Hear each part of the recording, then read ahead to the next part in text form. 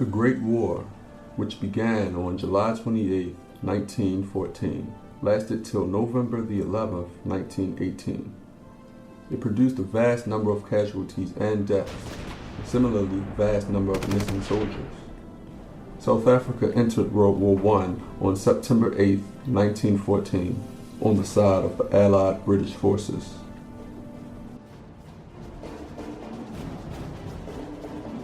During this time, South Africa was a union, and many soldiers previously fought against each other in the Anglo-Boer War. During the First World War, many of these enemies fought side by side in the trenches of the Western Front. South Africa sent both black and white soldiers, of which all volunteered to fight.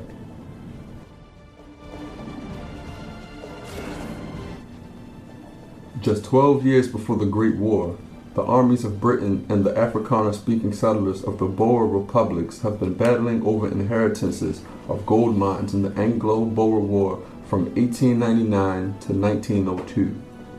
This bloody feud, causing economic and political upheaval, ended with British victory, eventually incorporating the new Union of South Africa, finally, on May 31, 1910, a dominion of the British Empire. Now, British immigration would become a long-standing feature of South Africa's history.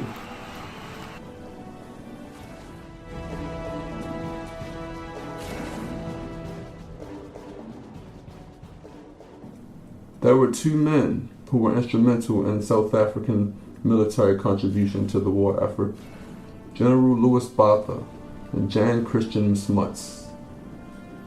Louis Botha, the South African Prime Minister and former commander of the Boer forces, was elected to be the first president of the Union of South Africa in 1910. Jan Smuts, another former Boer military leader, was his Minister of Defense. Together, they would work to increase harmony between Britain and South Africa, for South Africa was now a British dominion.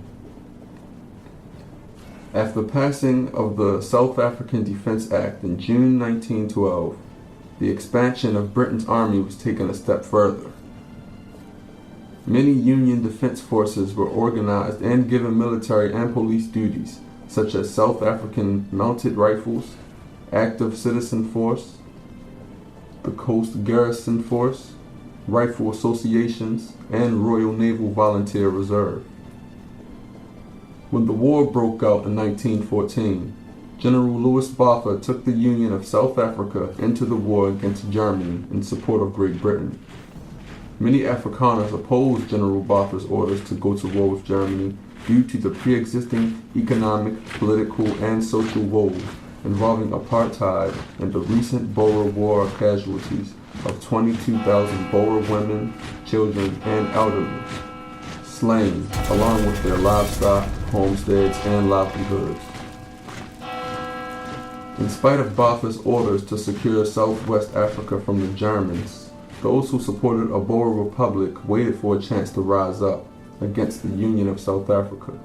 Among the reluctant was General Maritz, ahead of a commander of Union forces bordering German Southwest Africa.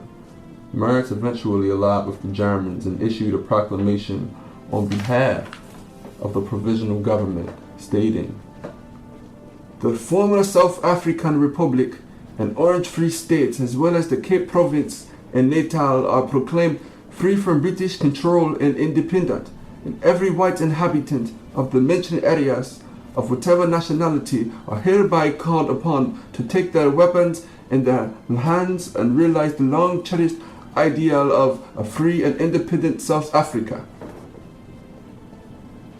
This famous coup will be known in history as the Maritz Rebellion. Maritz's conviction and bravery inspired others. He received the support from other generals such as General Beyer, who gathered about 12,000 rebels for the cause, General De Wet, who captured government stores and ammo and even held up a train, and Major Kemp, who had a force of 2,000 men who were sympathetic to the rebels against the Great War. In spite of the Boer resistance and the Maritz Rebellion, the government declared martial law on October 12, 1914, to destroy and disperse the Boer rebels and the rebellion. General Merritt was defeated on October 24th. Bayer's commando was attacked and dispersed October 28th. Derwent was captured, and Major Kemp surrendered February 4th, 1915, after losing 300 of his 800 men.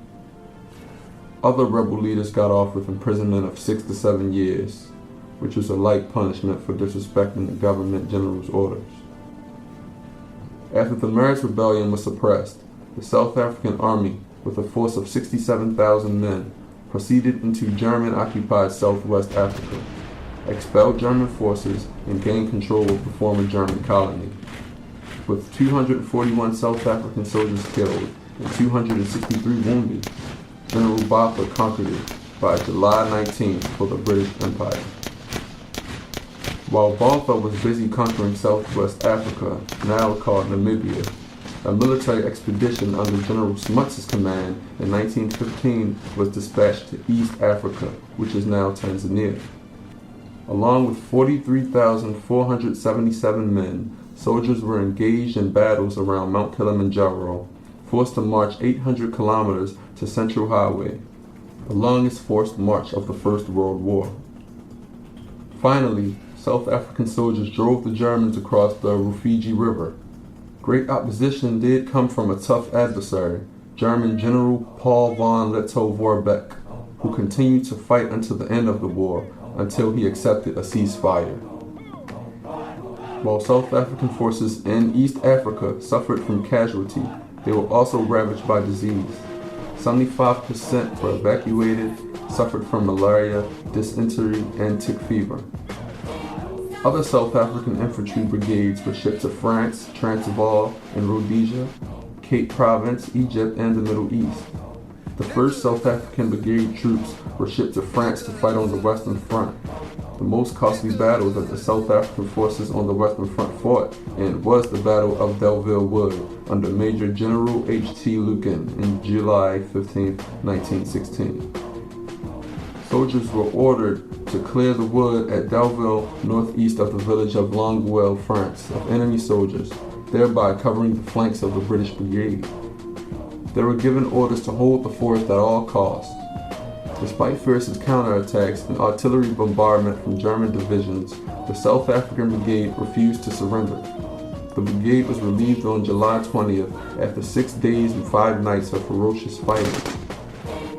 There was nothing left of the forest other than tree trunks and mud, and the shellings by the Germans were estimated at 400 shells a minute.